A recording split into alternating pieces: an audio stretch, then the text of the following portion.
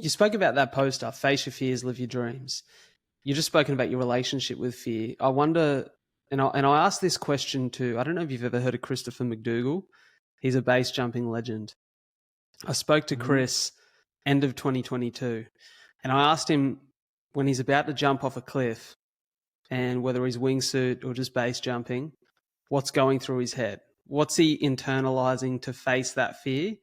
Because to say face your fears, it's a verb. To actually go into the doing, when you're sitting there in the contemplation and, let's say that you're in the saddle, you're on the bike, you're ready to rip the throttle and take something head on, and you've never done it before. It's new. You're entering new territory. What are you internalizing at that point in time? What did he say? What was his answer? He just spoke about going through the process. He would go through the process of almost talking himself through what he was going to do, like the actions that he was going to take. It was almost like one step at a time. So he spoke about how he, start to do a countdown, and then he's going to jump, and then he knows that he's going to be in free fall for, 1 minute and 30 seconds or whatever it is. And then he's going to pull and expand his wings. And he was very action oriented in facing that fear and almost very step by step. What is it for you? Yeah, I've been base jumping a lot. I actually just got a new wingsuit today. I got lent it, but I've been tackling that beast because that was a huge fear of mine, was the base jumping side of things as well. See what you gotta do, Chris. Just put down, buddy. Sorry. But yeah, I was tackling that fear myself recently, like with base jumping. But ultimately, for me, when I'm going to do a jump or a stunt, there's so much fear involved with it, right?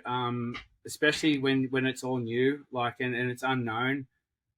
And so my advice and what I've done is like I said before, I take advice from people because I've been in situations where it's scary, right? It's life and death, and so I've had to dig, do some really deep soul searching to be able to be okay with the risks that I'm taking. But ultimately, I remember specifically being on top of a crane when I was doing this film that's on YouTube called DC Aircraft. It's called Aircraft actually, but I did it with DC shoes, but Air.craft. And I was on top of the crane, and it was the same geometry as what I did when I jumped off the building in Las Vegas. So Las Vegas was 10 stories high, and the landing was half the height. And this one was 70 foot tall, and the landing was 35 foot tall. So it's the same geometry. And it wasn't for, obviously no crowd there, no live event. It was just for a film project. But I'm watching Cruz, who just walked in here. He was 2 years old, and he's down in the dirt playing with his Hot Wheels cars. And I'm thinking, what the hell am I doing? I've got my little baby boy down there, and that's the most important thing, the most rewarding thing, and the coolest thing that's ever happened to me. And here I am up here on this crane, trying to still be this daredevil and do these things. Why am I doing this stuff? And this is what I'm going through in my head. And then I realized, I'm like, oh yeah, that's right. You're doing this because this is your dream. This is what you wanted, and now you've got it.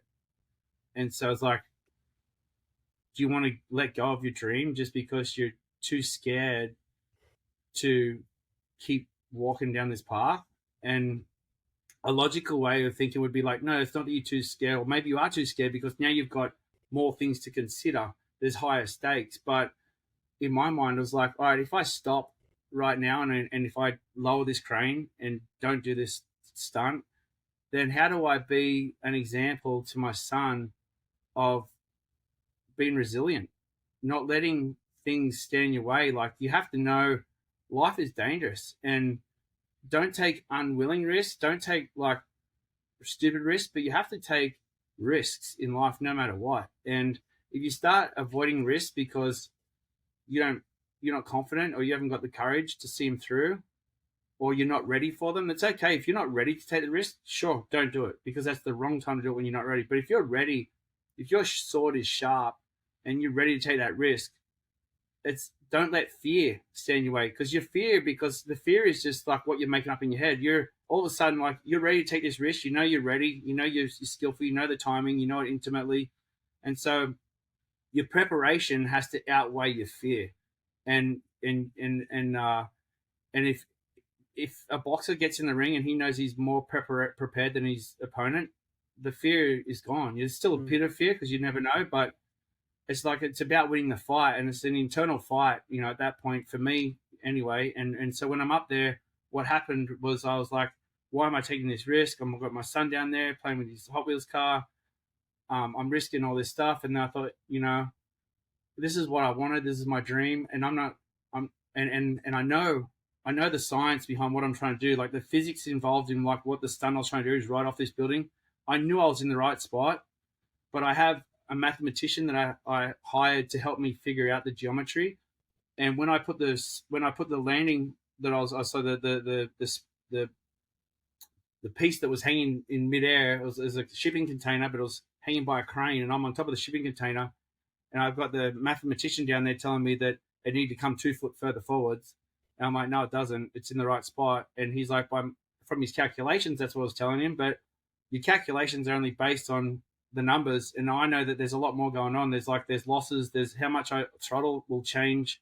His calculations are based off of, in a vacuum, in a perfect setting. So I knew my soul was telling me I was in the right spot. I had all these kind of things that were making me unsure, especially the guy that I was hired to trust. His opinion was wrong, or his opinion was different to mine. So ultimately, I just told him, I said, how many times have you jumped off a building? And he's like, never, obviously. And so I was like, yeah, that's right. This is in the right spot. I believe it. I don't want to hear from you anymore. I'm going to do this. I looked down at my son. I thought, I created this opportunity, and this is what I wanted. And so at that point, I was able to just switch my brain off and turn the fear off, and I had to believe myself. It was a huge risk, but I had to believe that what I was telling myself and what I was feeling inside was right. And when you believe that it's right, then you turn the doubting mind off, and you just go through with what you're prepared for, and believe in yourself, and you make sure your marks are right, and your techniques are correct. Then that's when like that song and dance of that, being able to walk that walk and walk across that tightrope and not fall and be successful. That's when that really comes into play, is when you're sure mentally and you turn the doubts off and you just focus on what needs to be happening. And at that point, I had to compose myself and then really kind of believe in it. And then I had to take on board everything that could have jeopardized a successful outcome. And that was this thing swaying and the winds coming in, and, double checking the position. And obviously I did it successfully, but those, and there's been times before that have been prerequisites to that. But essentially now I only take risks when I've weighed up all the options and I know I'm ready for it. And then, like your last guest had said, like it's really critical that you're able to see the technique and everything you need to do. You can see it, so you're not just winging any, but you're like really, you're prepared for what's about to go down. And when you're ready for it like that, it's a beautiful thing, because you're kind of guaranteeing your success.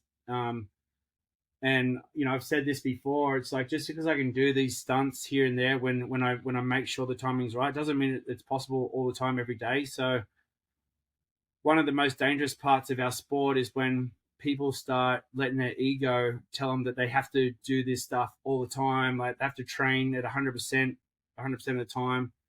And you don't let your internal emotions kind of like warn you of red flags. So sometimes you might have a bad sleep. You might not be feeling 100%. It's different when you show up for a competition and you have to have that mental edge to push through. But if you're trying to train and push through that kind of those internal messages you're getting all the time, it becomes dangerous. If you're a bodybuilder, or if you're in the gym and you're not paying attention to like an ache or a pain, that could like make that injury worse. And if you're a rider and you're not paying attention to the wind, or this a noise that the bike's making that's changing, something out of your hands might create a situation where it could be really a bad end result. And I've seen it happen. I've lost a lot of good friends through those situations,